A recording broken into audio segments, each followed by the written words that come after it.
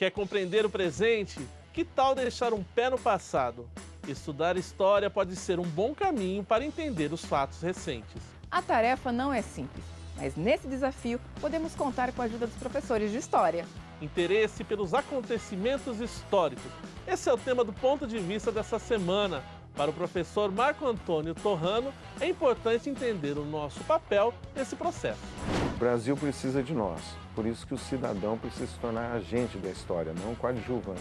Para o professor José Guilherme Trindade, história tem relação com cidadania. A gente precisa valorizar o papel da história na formação do cidadão. O promotor Sérgio Clementino destaca algo que não podemos esquecer. A importância da história para a nossa democracia.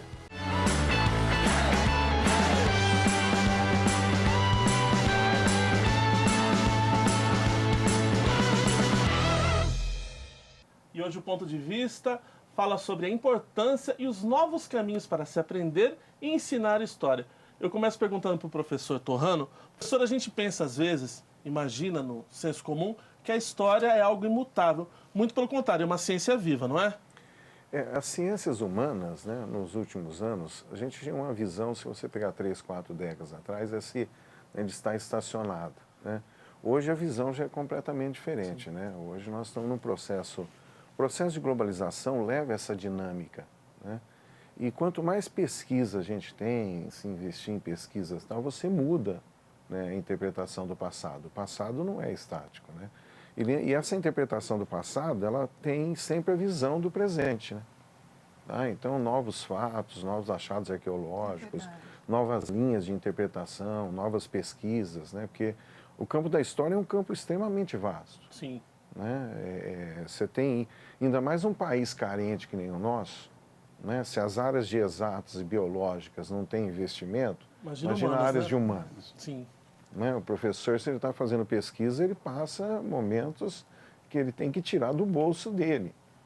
Tá? Por mais que tenha, né, órgãos por trás e tal, você não tem um incentivo a essas pesquisas. E isso muda, inclusive, a história recente. José Guilherme, e para apresentar, você também é professor, como é que a gente apresenta essa disciplina hoje em dia para os alunos?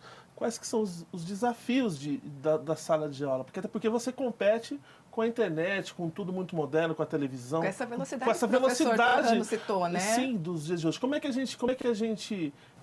que o professor estuda para apresentar isso para o aluno? Bom, a gente, como você mesmo disse, né, é complicado porque a internet, né, a informação cada vez mais rápida, ela acaba, vamos dizer assim, teoricamente substituindo um pouco a visão do professor.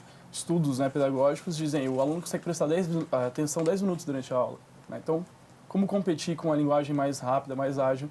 Eu acredito que a gente tem que partir para o recorte de público, né? Qual é o meu público? Tá. Então, dentro do ensino médio, eu preciso ter uma linguagem X, do ensino fundamental uma linguagem Y, e sempre buscando entender aquela realidade, né? Não tratando o aluno como uma forma homogênea, né? Tipo, de uma forma homogênea, mas entendendo as suas particularidades e buscando adequar o conteúdo. Mas existe essa grande questão aí dos entendidos da internet, né? Dos youtubers, que a gente pode acabar utilizando isso a nosso favor, né? Então, às vezes o aluno vem, poxa, eu vi um vídeo e eu estava falando sobre isso, sobre história, e muitos alunos acabam fazendo isso. O que você acha, professor? Isso está certo ou errado? Vamos pesquisar. É como o professor Torrano disse, vamos tentar entender. Então, quais são as fontes históricas? Onde ele se baseou, né? Para fazer isso, né? Acabar trabalhando dessa forma. Tá cada vez mais difícil, mas ao mesmo tempo esse desafio ele leva o crescimento. Perfeito. Doutor Sérgio, o senhor, para um promotor, qual que é a importância de estudar história, de entender a história, no que isso ajuda o seu trabalho? Olha, primeiro que a própria área do direito, por ser ciências humanas também, está muito ligada à história, né? O direito evoluiu conforme a história evoluiu, né? No direito a gente trabalha com os valores da sociedade. As regras que nós temos, elas basicamente são construídas em cima daquilo que a sociedade entende como valores da sociedade num determinado momento. Certo. Porque também varia com o tempo. Então, a gente saber como nós chegamos até o momento atual é muito importante para a gente saber como nós chegamos até as regras que nós temos, até as leis que nós temos e também para onde nós vamos. Porque o direito também segue se modificando conforme a história vai avançando.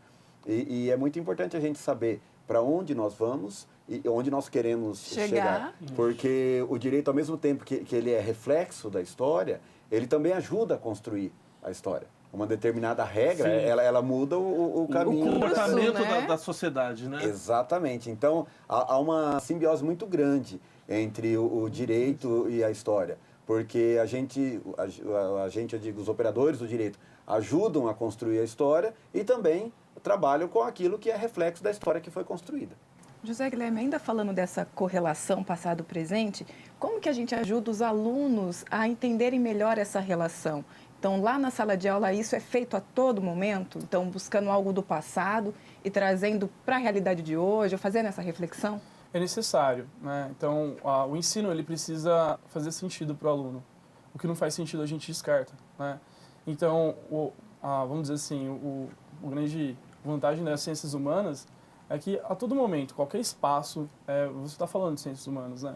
Então, sempre trazer para o aluno, mas por que isso está acontecendo? Você sabe por que você mora em São José do Rio Preto? Por que você estuda nessa escola, nesse determinado bairro? Isso são consequências do passado. Não que é uma física social, né? Sim. Que é A mais A, então vai dar A, né? Não é questão disso. Mas que são as escolhas do passado que refletem no presente, né? E entender esse passado faz entender o seu presente. Todo esse panorama político que a gente está tendo aí, nessa descrença, é uma grande oportunidade para instigar os alunos. Disso, né? Olha, por que está acontecendo isso? Não vamos ser pragmáticos, não. Vamos aprofundar. Será que a corrupção é algo de agora? Não é algo do passado? Quais são as estruturas, né? Então, nós podemos aproveitar esse momento. O cenário político favorece essa discussão. Favorece a discussão. Professor Torrano, e esse caldo social, econômico que nós estamos vendo, não só no Brasil, no mundo todo, essa efervescência, lembra algum período histórico para o senhor? É um prato cheio para se ensinar a história na sala de aula ou não? A história em si, ela tem vários momentos, né, de transformação, de mudanças assim mais rápidas, né, com ruptura e tal, né? Esses fatos históricos, eu acho que é interessante para você conseguir atrair a atenção do aluno, né? Primeiro, já trabalhei e trabalho com faixas etárias de 13, 12 até 20, 22 anos. Agora mais no ensino médio, no cursinho e tal. Mas é um momento, nós tivemos essas idades, né? É um momento que você consegue despertar ele, porque ele está curioso sobre o assunto. Acho que a primeira coisa importante aí é você colocar ele dentro do processo histórico. Mostrar que ele faz parte de tudo isso. Mostrar que ele faz parte da história e que ele está caminhando e a história mais importante é a dele. Entendeu? Você conseguir levar essa criança, esse adolescente e tal, ver que ele é uma pessoa que pode transformar primeiro o cotidiano dele, né? Ele ser um agente, Então, isso parece que é simples, mas não é. Não é tão simples assim. Porque para você conseguir fazer isso, ele tem que te escutar, né? E hoje, a dinâmica que o professor falou, hoje 5, 10 minutos, para eles é uma eternidade. Então, como que você vai trabalhar um tema, por exemplo, Revolução Russa, em 5, 10 minutos? Então, é uma dificuldade. Só que são temas, assim, o professor ele é responsável para isso, ele tentar cativar esse aluno. Não é possível uma criança de 12 a 20 anos não ter interesse nenhum. É verdade. Ainda mais alguma coisa ela gosta, alguma coisa vai despertar, e o professor tem que estar sensível a isso. O doutor Sérgio, o professor Torrano estava falando dos modos de se buscar isso da internet. Sei que o senhor gosta muito, é um usuário de internet, gosta desse mundo virtual também. Tem muita coisa na internet. Como é que a gente filtra isso? Toda informação é conhecimento ou não? Ou tem coisa que a gente precisa tomar cuidado da origem dessa fonte? Esse é um grande desafio, né? Porque isso eu vejo tanto na vida pessoal, usando a internet na vida pessoal, como eu vejo na vida profissional também. A gente recebe muito lixo. Eu falo que a internet é como a rua, né? Você sai na rua, você tem coisas ruins, coisas boas, coisas neutras e é muito difícil você saber diferenciar uma coisa da outra. O principal é a fonte, né? Você saber não só o que está sendo dito, mas principalmente quem está dizendo. E muitas vezes por que está dizendo. né? Qual o interesse atrás disso, né? A internet é um palco, né, para manifestação de tudo quanto a ideias, nem sempre ideias positivas, né? Para criar também boatos, criar versões, né? Muitas vezes prevalece a versão e não a história. E na vida profissional a gente tem observado isso também. A gente recebe muitas denúncias no Ministério Público e a gente tem um trabalho enorme para filtrar o que é simplesmente uma vingancinha. Sim, uma má vontade. Né? Vou dar só um exemplo. O governo criou o Disque 100, que é uma ferramenta muito boa para se fazer denúncia de violação de direitos humanos, e eu recebo as denúncias do Disque 100 na área de idosos. Perfeito. E o que a gente recebe de denúncia, porque no Disque 100 ele trabalha essencialmente com denúncia anônima. Perfeito. O que a gente recebe de denúncia, que é briga de vizinho, e aí um quer prejudicar o outro, então fala que lá na casa do vizinho Tá tendo tem agressão uma contra o situação de idoso. violação de direitos. Briga de família, estão brigando por causa de herança, e aí, esse aqui tá maltratando o idoso, a mãe, o pai. A gente chega, sim, a ter acima de 80% das denúncias anônimas relacionadas a idosos não são verdadeiras, não se confirmam. Na verdade, tem uma má-fé do denunciante. Exatamente. E na vida pessoal, a gente tem que tomar muito cuidado com isso, né? Para ver se aquilo que está sendo dito é realmente uma informação ou é simplesmente algo jogado no ar para ver se alguém capta. Do ponto de vista do direito, da legislação, o senhor acredita que num futuro recente nós vamos ter uma legislação mais incisiva ou mais inclusiva do que se compartilha na internet, porque isso também pode ser um crime, compartilhar uma mentira, algo de má fé também. O senhor acredita que o direito também vai ter que se debruçar sobre isso? Já está se debruçando, mas com uma forma mais... Sem dúvida, sem dúvida. As pessoas veem a internet como uma coisa inconsequente, né? Não tem problema nenhum. Um local anônimo, né? Pode falar qualquer coisa, pode fazer qualquer posso... coisa. E tem alguns casos em que isso tem revertido. Nós temos uma legislação, a legislação Sim. em si não é ruim. O que nós precisamos mais é ferramentas de investigação, Perfeito. de comprovação, de fazer com que aquela legislação seja aplicada nos casos práticos. Isso depende de conhecimento, inclusive, principalmente na área de informática, que tradicionalmente não é um conhecimento do pessoal da área jurídica. Né? Mas é algo que o direito tem se preocupado cada vez mais, a justiça tem se preocupado cada vez mais. José Guilherme, ainda falando um pouquinho de internet, a gente chegou a informação até por meio de outros professores para a gente que alguns jovens se baseiam muito nesses formadores de opinião do YouTube.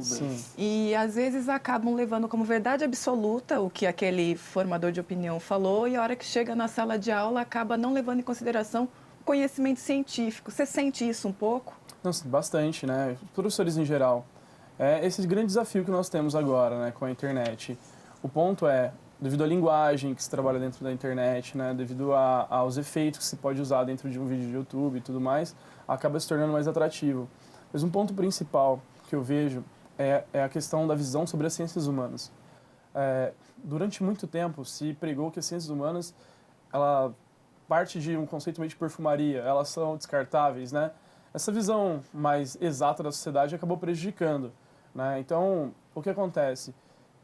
O desafio é explicar para esse aluno que o que está escrito dentro de um livro, o que eu estou falando, o que os outros professores estão falando, tem um embasamento científico, é ciência, não é achismo. Né? Não é porque nós não temos um resultado exato que isso não é ciência. Né? Então, é mais uma vez onde eu faço o desafio para o aluno, né? Eu faço a provocação. Mas de onde ele retirou essa informação? Então, por exemplo, esse cara aqui é o Eric Hobsbawm, né?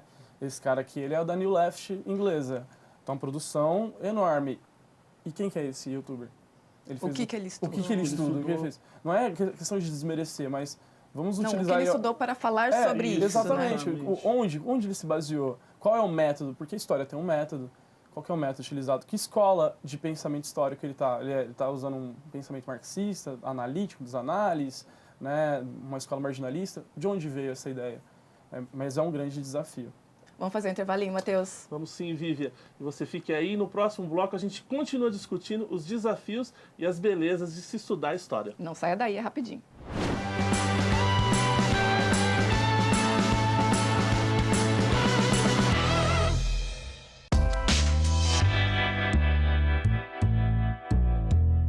Aedes aegypti é um mosquito que se originou a partir da África, mais precisamente do Egito, e se adaptou plenamente na área urbana.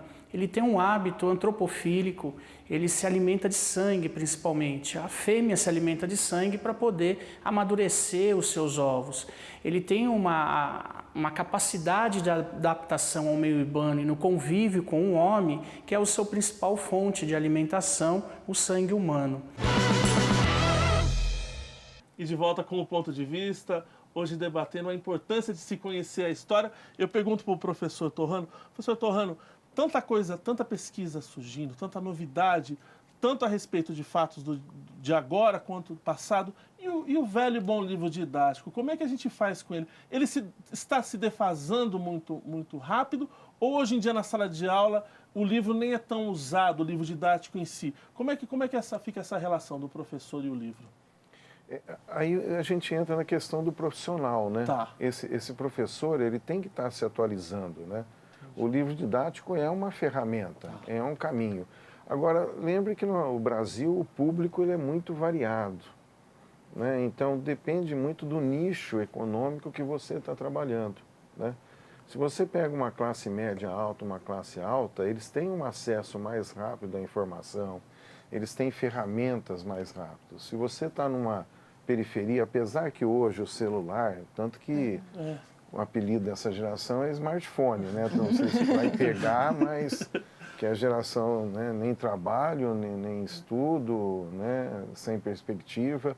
Eu não concordo com isso, né? Eu acho que é uma geração que ela está ávida, ela quer conhecimento. Isso. Né? Então, acho que é aí que entra o profissional. Né? É claro que esse profissional de história ele tem vários problemas.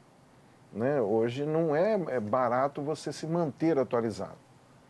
Então, olha que você pega cai na questão do salário do professor. Sim, exato. Né? Num país onde você tem um sucateamento dessas profissões liberais, né? É complicado para esse profissional estar se atualizando. Muitas vezes o aluno ele tem mais acesso à tecnologia do que o professor. Com certeza. Exatamente. Então é um problema sério. Né? Agora, esse profissional ele tem como tentar burlar isso. Né? O livro didático em si, nós temos uma vantagem hoje, eles são livros atualizados. Né? Tá. Hoje você tem essa dinâmica, né? Porque ainda eu vejo esse saudosismo, né? O caminho suave, eu estudei. Aquilo que era bom, né? Era bom naquele tinha, contexto histórico ali, né? Não que o que era bom não deveria ter sido preservado, poderia ter sido aprimorado, mas nós temos outras tecnologias hoje, né? Hoje você tem muito material já, né, na internet. Tá. E de bom conhecimento. José Guilherme, e por que algum dos conteúdos trabalhados em história parece tão distante da gente? Não só por uma questão temporal, mas é aquela questão do significado, de atribuir significado para aquilo que você está estudando. Como é que você vê isso? Porque às vezes apresenta um trabalho para o aluno, uma determinada disciplina, nossa, mas isso, né?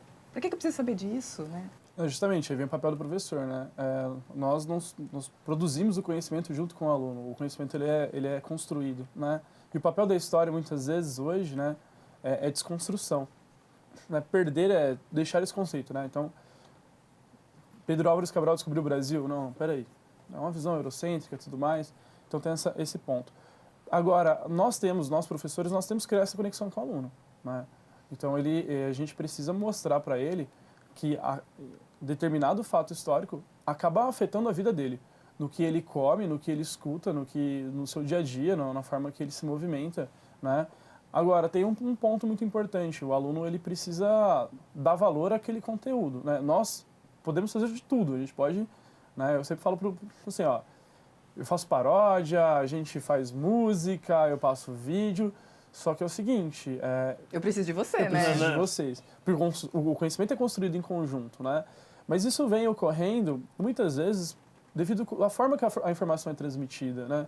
Então, poxa, história é algo fascinante, né? Não sou professor de história, mas basicamente, vamos falar, então, a Revolução Russa, 100 anos hoje. Poxa, teve conflito, né? Você pega adolescentes, eles jogam jogos eletrônicos, né? O dia inteiro, baseados em história. Então, poxa, você joga determinado jogo? Jogo. Então, tem relação com isso que você está vendo, né? Sim. É claro, vamos analisar a estrutura. Então, você está vendo aqui a parte da batalha, mas vamos analisar a estrutura. Então, cabe ao professor fazer essa conexão. A questão da história é que estudar história não é fácil. Nunca foi fácil, né? Exige pensar. Não é Ciências confortável, humanas. Não é né? confortável, porque tira você da zona de conforto e faz você se sentir parte daquilo, como o professor mesmo disse, você é um agente orgânico da sociedade. E aí, quando você chega a determinada informação e você se sente responsável por isso, gera um desconforto. Mas é justamente isso que faz formar um cidadão, né? Que faz a vida da polis. Então, é necessário, extremamente necessário. E só uma parte, o professor de história, a função, não importa a linha, né? Porque hoje você está muito essa discussão né? Dessa questão de você não entrar no partidarismo e tal, tá? Não importa a linha, se é positivista, marxista, anarquista, o professor de história ele tem que despertar o aluno para a crítica. Isso é um ponto importante. E muitas vezes você despertar o aluno para a crítica, você acaba cutucando os valores dele. Uhum. Sim. Principalmente num contexto histórico que nós estamos, né, que é muito só tá um caos, a corrupção e tal. E aí cabe ao professor de história entrar com essa, né, despertar a crítica. Muitas vezes a família da pessoa está envolvida.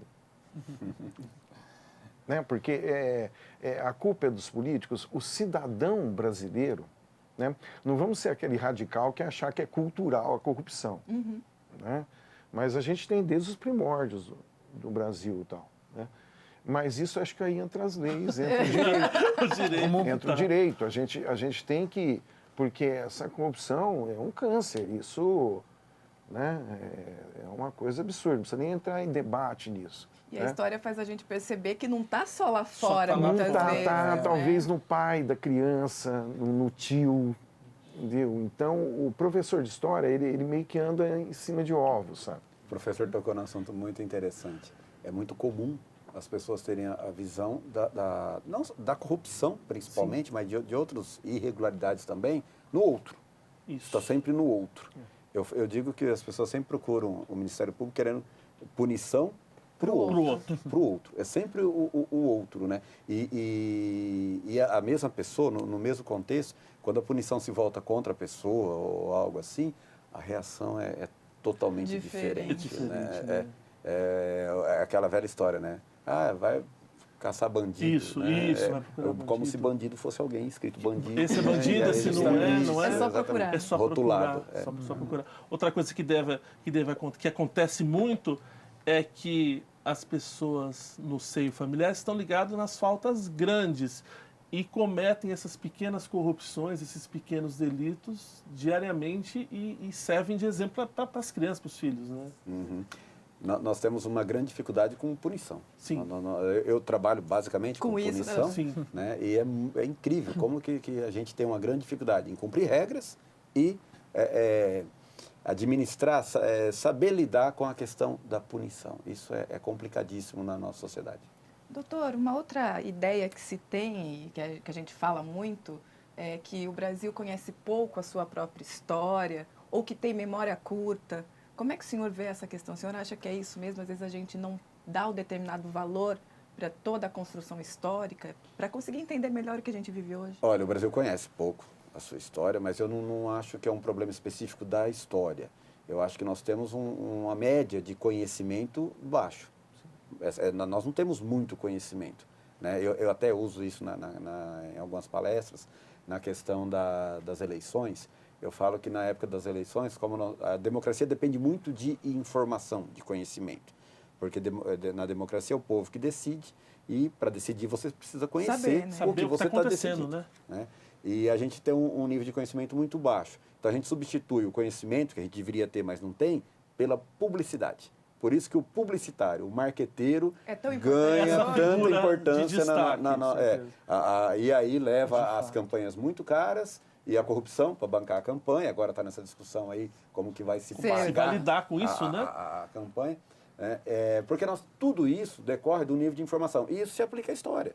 Né? Nós temos, se você pegar na média da população, o cidadão médio, muitas vezes ele confunde o descobrimento com a independência. O Pedro Álvares Cabral, que o professor com o Dom Pedro. Exatamente. A diferença da independência com a proclamação da República, muita gente não sabe o que é exatamente a proclamação, o que foi exatamente a proclamação da República. Né? Então, as pessoas têm uma grande dificuldade em acompanhar e entender isso. E contextualizar também, né? dentro do período, da linha temporal das Sim, coisas. Né? Os grandes personagens históricos, muitas vezes o cidadão vê eles todos misturado, né? O Dom Pedro I, o Marechal Deodoro, o Getúlio Vargas, estão tudo ali na mesma mesa. Tomando conviveram café ali. Isso é a falta do conhecimento da população em geral, e isso não tem classe social. Não, perfeito. E aí eu, pegando os outros ganchos, então, por exemplo, é a questão da falta da leitura, de você pegar, despertar esse jovem para a leitura, mas o pai dele e a mãe não dão valor nenhum a isso. Sim. Isso é bobagem, né? A família não dá valor a isso. Por outro lado, essa questão da história, eu vejo uma contradição. Eu vejo o brasileiro em si valoriza muito, olha só o que eu vou falar, valoriza muito a história nos pequenos detalhes. Ele vai para uma viagem, ele vai numa praia, que é uma minoria, então ele vai para uma praia, ele vai no museu. Isso, exatamente. Todo mundo que vai viajar, alguma coisa, ele pega um passeio histórico, um passeio, ele vai alguma coisa, ou a foto da família, aquela foto antiga. Então, por um lado, não se valoriza, mas por outro se valoriza. Então, eu acho que cai, não é na questão da história, é na falta de conhecimento, de recurso da sociedade, tá? de aplicar mesmo. As pessoas estão preocupadas em pagar a conta de luz, pagar, sabe, o IPTU. As pessoas, a preocupação do brasileiro, no último momento, é o lado cultural, é o lado de conhecimento. O livro é caro. O livro, para a média do brasileiro, ele comprar um livro, mesmo que fale em 20, 30 reais... Faz a diferença na conta. Entendeu? Então, você não tem o hábito. O jornal, por exemplo, é menor ainda. Né? Você assiste o jornal da televisão, mas... Né? Apesar que o jornal de banco hoje está caindo muito a venda, né? Mas eu já sou um professor mais antigo, a gente trabalhava muito com jornal. Na sala de aula, né? Na sala de aula. Eu trabalhei muito em periferia, então eu recortava o jornal e levava. Isso há 30 anos atrás. Quando eu comecei a história, eu já vinculava com a atualidade, para ver se você conseguia despertar. E hoje a gente tem muita informação disponível, Sim. Só que aí volta aquela dificuldade que nós comentamos. Da qualidade. Quem está me dizendo? Quem está me dizendo? Exatamente, saber a fonte, saber a qualidade dessa informação. Ô Zé Guilherme, aí uma coisa mais pessoal. Você acredita que algum período da história, vamos falar do Brasil mesmo, foi pouco estudado ou é muito subestimado? Precisava se debruçar mais a respeito disso, se falar mais disso? Tem algum momento que você destacaria ou não? Eu acredito, assim, existem muitas obras relevantes Sim. sobre, mas até fazendo um gancho com toda essa questão, né, que o momento político pede. Eu acho que a questão da transição do segundo reinado para o Brasil republicano é muito importante, porque é um ponto que estava sendo discutido. O brasileiro se interessa por história, como o professor Torrano disse, se interessa, é verdade. Qual que é o grande problema? São os conceitos básicos. Então, se a gente sair na rua e perguntar o que é democracia... O que é uma república? O que é uma democracia? Democracia e né? república é a mesma coisa? Democracia é igual a igualdade? Não vai saber responder. Então, vem de uma questão também estrutural, né, do próprio ensino no Brasil. Só a partir de 1988 a gente tem um ensino de fato para tentar a formação de cidadão. Perfeito. A gente tem uma ideia de ensino aí já, né, desde a era Vargas, que vai passando também pela ditadura militar, que é mais voltada para um nacionalismo, depois até para o mesmo ufanismo. Então, acontece, eu acredito que, primeiro ponto, é república. Vamos estudar, então, república. Né? Vamos começar a entender. Como é que foi esse processo de transição? O Brasil é sui generis, né? Então, só para a gente entender. O cara que vai proclamar a república é um monarquista. O processo de independência do Brasil e toda a América Latina, ele vai ocorrer, né, a partir de nativos, ali, né, da América Latina. No Brasil, quem declara independência é um português, Sim. como uma monarquia. Então, todos esses períodos que assim, a gente trabalha esse processo de transição política são importantes. Mas a república, entender o que é público, o que é res público, né, o que é coisa pública é muito importante. Até para essa questão política. A corrupção é algo alheio a mim. Não é. O Leandro Carnal tem uma frase muito bacana, que ele diz assim, não existe governo corrupto com povo ético. Então, não tem como, não tem lógica. A corrupção, ela está dentro de casa, ela está, falando para os alunos, está em pegar uma borracha e não devolver, está em colar em uma prova, que também é outra questão educacional, por que o aluno cola. Né? Então, essa prova está sendo utilizada como instrumento de avaliação ou não, ou como punição. Né? Então, eu acredito que esses conceitos políticos básicos, para a formação do cidadão mesmo, a partir da República. Vamos entender como se instaurou a nossa República? Dos processos de impeachment. Nossa, olha que caos político. Pessoal, a gente teve mais períodos de caos político do que de democracia. Calma que... De democracia representativa, né? Então, 5 presidentes completaram o mandato na história do Brasil. Então, tem toda essa questão que eu acho que deve ser trabalhada a partir da República. Eu me lembrei sobre essa questão de não saber o que é a República. Nós tivemos um plebiscito, né, em abril de 1993, foi o único plebiscito que nós tivemos, para escolher entre presidencialismo e parlamentarismo e monarquia e república. E foi uma piada, né? Porque aí você lembrava dos marqueteiros, você via os marqueteiros tentando explicar para a população que aquilo era marketing, não era conhecimento. Sim. A diferença, por que deveria ser monarquia, por que deveria ser república, por que deveria ser... O presidencialismo e o parlamentarismo, então, ninguém tinha a mínima ideia. Aí o que aconteceu?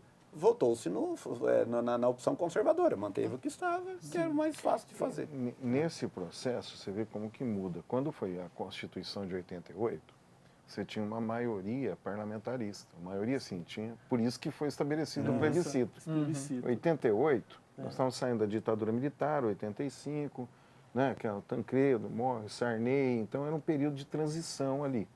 Vem a Constituição de 88, que é uma coisa interessantíssima, um avanço. Né? Mas ela ficou esse anacronismo, né? E aí eles jogaram para 5 anos o presidencialismo e o parlamentarismo. Se dá tempo Não, mas aí em 93 a tendência presidencialista era maior. Então no Brasil a gente tem esses problemas, né?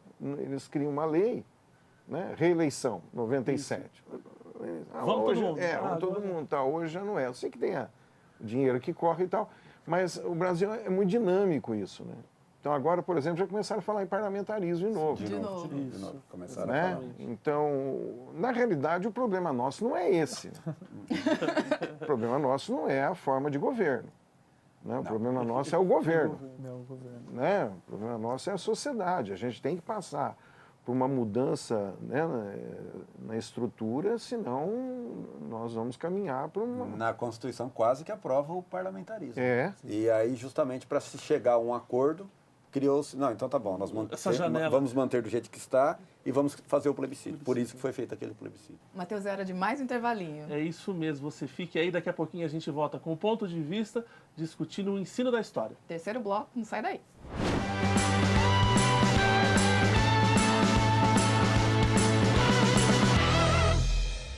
Cada gota conta.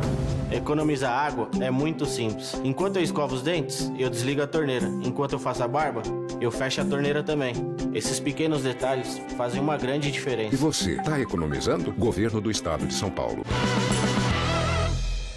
De volta aqui com o ponto de vista, hoje falando sobre a história. Deixa eu dar uma informação para vocês. A gente tem essa ideia que o brasileiro não lê, mas a série do jornalista, do Laurentino Gomes, que se debruçou sobre a história da monarquia, a transição para a república, vendeu um best-seller, vendeu um monte. Doutor Sérgio, eu sei que o senhor leu a trilogia, o que achou, o que despertou? Gosta de livros históricos ou não? Eu gosto bastante de história. Né? Me interessa em saber, acho que é muito importante para a gente saber por que nós estamos aqui, por que nós chegamos até aqui, e por que nós chegamos desse jeito até aqui. Né? A minha geração, eu fiz escola pública e a gente teve um estudo de história assim, de história do Brasil, muito floreado, né? Era tudo muito bonitinho, né? As caravelas saíram, aí se perderam e encontraram lá o Brasil e tal, né? Aí o Dom Pedro levantou a espada e gritou independência ou morte e tal.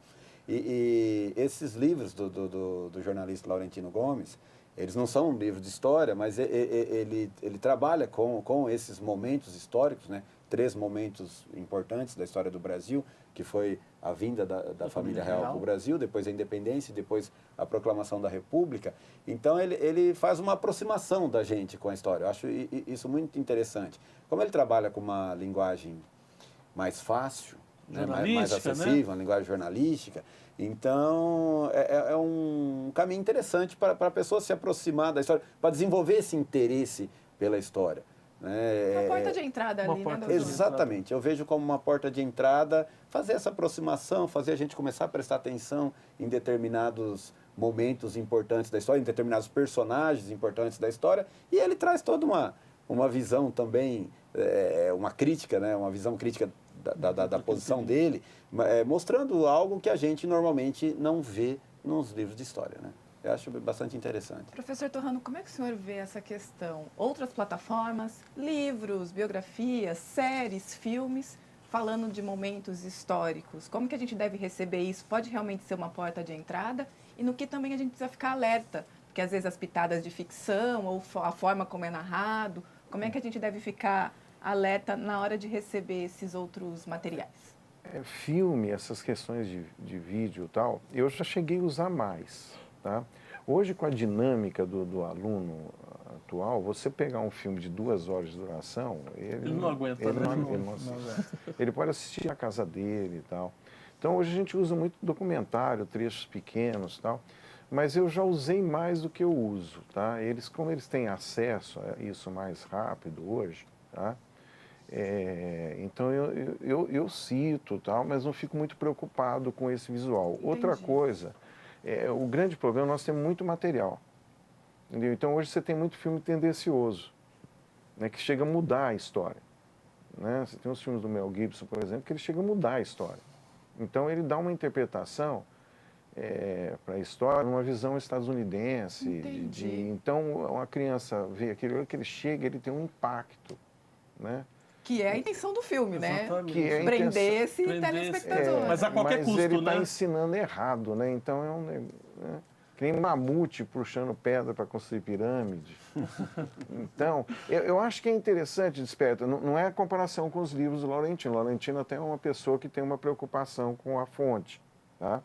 Nós de história, o livro de história, ele é um livro cansativo, porque ele tem nota de rodapé. Exatamente. O livro de história não é para ler, é para estudar. Né? Diferente de um romance histórico. Um deleite, né? Eu acho que esses livros, o Laurentino, o Eduardo Bueno, ele acaba despertando.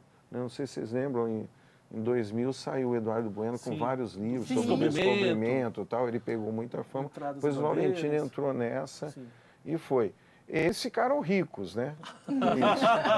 Diferente dos historiadores, né? Dos professores de história, né? Que a gente fica mais preocupado com a fonte, né? Mas eu acho que são importantes, sim, esses livros, assim, principalmente para o cidadão, para a população que não está muito diretamente ligada, né, à história e tal. Isso aí acaba despertando, sim. Eu acho que é importante. Eu acho que todo recurso dá para você usar. Hoje você está usando videogame, está se usando drone para estudar a história. Então você fala, drone interessante, não é só na história, arquitetura, tudo. Então o leque é muito grande. O leque de estudo é enorme, não tem como a gente... Tudo dá para a gente usar. Ô Zé Guilherme, falar um pouquinho sobre o interesse hoje em dia pela faculdade, o curso de História. Como é que você sente lá na sala de aula, com os alunos, o pessoal tem se interessado em querer estudar História? Tem faculdade aqui na região onde tem? Monte Aprazível, a gente tem Monte Aprazível, né? A FAECA. Então o curso de História está resistindo aí já faz um bom tempo, né? E dentro do cursinho pré-vestibular, a gente ouve assim dos alunos, achei engraçado. Eu gosto muito de História, eu acho que eu tenho a cara de História, mas não dá dinheiro. Sim. Né? É a grande questão... E o que dá dinheiro hoje? É a grande questão da geração dos millennials e tudo mais, de conciliar o que se dá prazer e com a rentabilidade financeira. Então, acredito assim, a gente vem passando por um momento muito crítico das ciências humanas, que não é só na nossa região, a gente tem cursos que estão quase fechando. Né? A própria questão não só da História, mas do FRJ, que, poxa, está entrando em concordato aí, né? Pode acabar fechando. Então, existe o interesse, certo? Só que esbarra na questão financeira. Né? Que é um grande ponto. Ser professor hoje, ou ser mesmo historiador, é atrativo, né? Ou eu posso seguir uma outra carreira que não me dê tanto prazer, que eu não vou desempenhar essa função com tanto prazer, com tanta qualidade, mas que vai me dar uma maior rentabilidade. Né? Então, é o grande dilema. Alguns alunos, né, a gente teve o ano passado aí 2, 3 alunos que falaram, não, tudo bem. Vou bancar. Eu vou tentar, a gente fica muito feliz, né, claro, a gente, poxa, que bacana, né, ter resistência, mas a questão financeira é o maior empecilho, né, é o grande empecilho que a gente tem hoje dentro pro curso de História. Guilherme, como é que fica com a reforma do ensino médio o ensino de História? Muito complicado. É uma questão, primeiro, essa reforma do ensino médio, ela meio que está sendo passada por goela abaixo. Não tivemos um amplo debate nacional, né? Os sindicatos não foram chamados, os construtores do conhecimento não foram convocados, né? Então a gente tem pedagogos excelentes aí que são citados no mundo inteiro, esse pessoal não foi chamado para debater. Ao que me parece, né, eu vejo assim que é fatídico a história ela ser, vamos dizer assim, ter um papel menor do que desempenha ainda hoje. Sim. Né? Então, por quê? Porque a visão que a gente tem hoje dessa atual reforma é muito mais voltada para a formação de um ensino técnico, voltado ao mercado de trabalho, o que não é ruim. Mas aí a gente, de novo, discute a questão dos conceitos básicos. Né? É dentro da história, da geografia, da filosofia, da sociologia que você vai discutir o que é ética. Então, o que adianta passar em primeiro lugar em medicina, se formar em medicina e não ser um médico ético? Né? Ou entrar no mercado de trabalho e não entender o que é ética. A gente tem que pensar primeiro a função da escola. Né? A escola ela precisa deixar de ser basicamente só uma modeladora para o mercado de trabalho. Né? Ela precisa modelar para a sociedade. E esse trabalho, todas as disciplinas devem fazer, a matemática, a física, mas o carro-chefe são as ciências humanas que estão tendo sua carga cada vez mais reduzida. Né? E me parece que a reforma do ensino ela vai gerar uma estratificação muito maior. Eu apelidei de reforma Capanema 2.0, porque o aluno tem a opção de escolher as disciplinas. No discurso é lindo, maravilhoso. Vai na periferia, onde o cara já trabalha, e aí ele tem a opção de concluir o ensino médio em 1 ano. Né?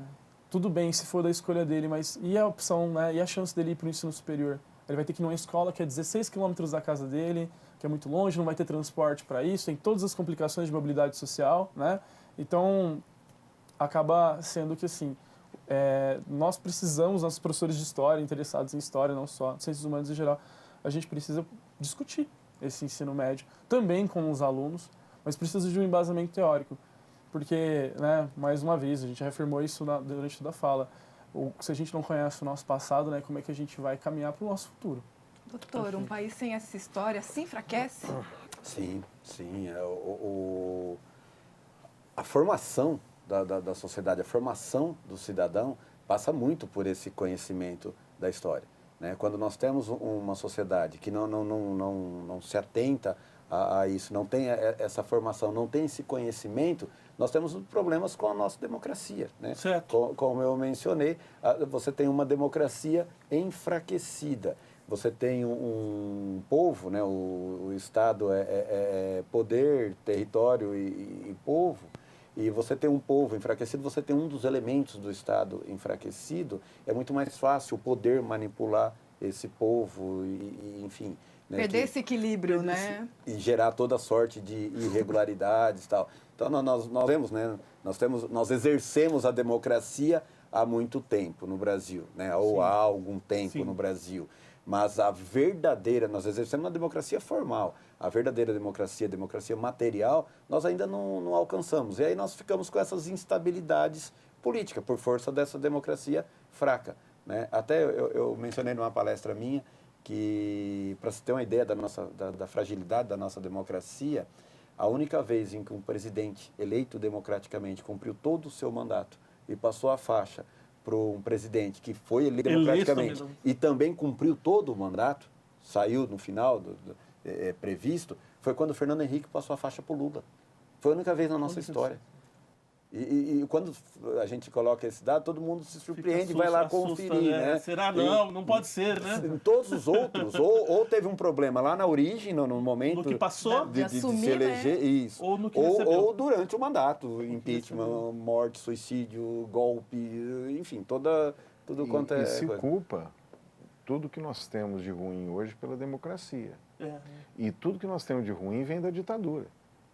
Uma delas é a reforma do ensino, que o professor estava falando. que ela vem de cima para baixo. O cidadão não participa. Nós temos, Então nós não vivemos uma democracia. nós temos a falta de democracia. Isso né? aqui falta democracia aqui. Nós estamos num processo que o cidadão está atônico. E ainda vem os críticos falar, por que o cidadão não vai para a rua? O cidadão não tem condição de pagar passagem para ir protestar. Exatamente. Só para ilustrar, eu vi um fato uma vez, um acontecimento que me chamou a atenção, como que é a nossa falta de conhecimento histórico.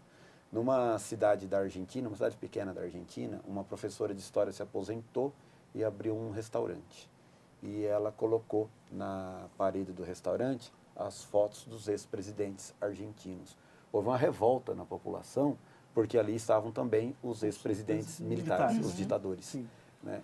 E deu toda uma polêmica, saiu em âmbito nacional na Argentina, imprensa, mídia, tudo tal, e a professora teve que retirar as fotos dos ex-presidentes que eram ditadores. E estava lá a foto no jornal com os espaços vazios. Eu fiquei imaginando isso aqui no Brasil. Boa parte da população não ia saber nem quem eram aquelas pessoas que estavam lá, aqueles rostos lá na parede. Quanto mais quem era cada presidente, se era militar, se foi ditador, se não foi. Não teria esse conhecimento de jeito nenhum. Matheus, vamos para a rodada final? Exatamente, vamos para a rodada final. Eu começo perguntando para o professor Torrano a importância, professor, para quem está lá em casa, de se interessar pela história, conhecer o seu passado para saber o que hoje a gente está nesse contexto, por que a gente está assim. A história ela serve como base para você, né, se localizar dentro do seu processo histórico, né? A atualidade, para você compreender os fatos hoje, você tem que usar a história, né? Então isso acaba, você tendo mais conhecimento, você consegue ter uma vida melhor. Né? Você ter conhecimento do seu meio, da tua história. Né? Uma questão importante hoje, por exemplo, com esses conflitos mundiais e tal, é a questão da imigração. Né? Eu vejo muitos alunos, mas imigrante, todos nós somos imigrantes. Todo mundo saiu de um lugar e foi para outro. Todo mundo foi imigrante, esse país recebeu a gente. Né? Aí você vê esse preconceito e tal, isso é falta do quê? De estudo de história.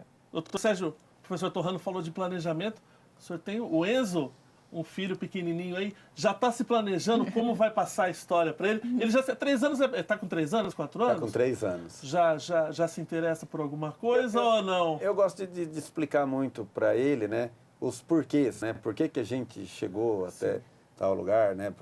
Por que nós estamos em Rio Preto, por exemplo, né? Minha família, ninguém é de Rio Preto, por que nós estamos em Rio Preto, de onde nós viemos, tal. E eu quero ampliar isso, evidentemente, quando ele tiver mais idade, para a história também. Acho muito importante, né? Eu gosto de viajar e quando a gente viaja, eu sempre tento colocar algum conteúdo, não ficar só naquela coisa de chegar lá e ficar...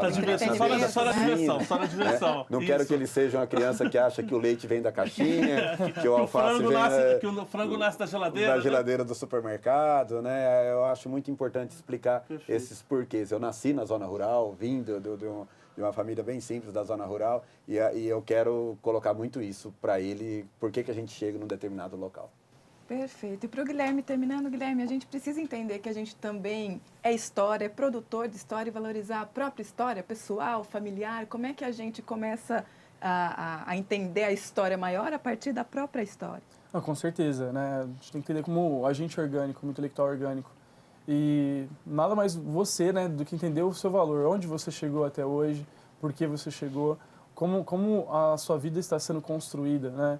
Então, é olhando para o passado que você consegue valorizar as suas conquistas e planejar, né, os seus próximos passos. Quando eu digo conquista e passos, não é relação financeira, não, mas é questão da valorização. Do que você quer ser, né? Do que você quer ser, né? Então, eu sempre falo para os alunos, presta atenção, o pai de vocês estão colocando vocês aqui nessa determinada escola, eles estão investindo em vocês, né? Eles estão preocupados com você. Você já perguntou qual é a história do seu pai, qual é a história do seu avô? É a sua história. E isso acaba sendo a história do seu país, né? E aí, você entendendo como cidadão e entendendo que os outros também têm as suas particularidades, que a gente consegue formar o conceito de nação, não no sentido nacionalista, tipo ufanista, mas entender que o outro, ele também é um cidadão e independente das particularidades de cada um, né? É que é só assim que a gente vai conseguir formar uma sociedade ideal. Perfeito. É assim que a gente termina o Ponto de Vista de hoje. Espero que você tenha gostado. É isso mesmo, e semana que vem você já sabe que tem um encontro marcado aqui na TV Câmara com a gente no Ponto de Vista. Até mais!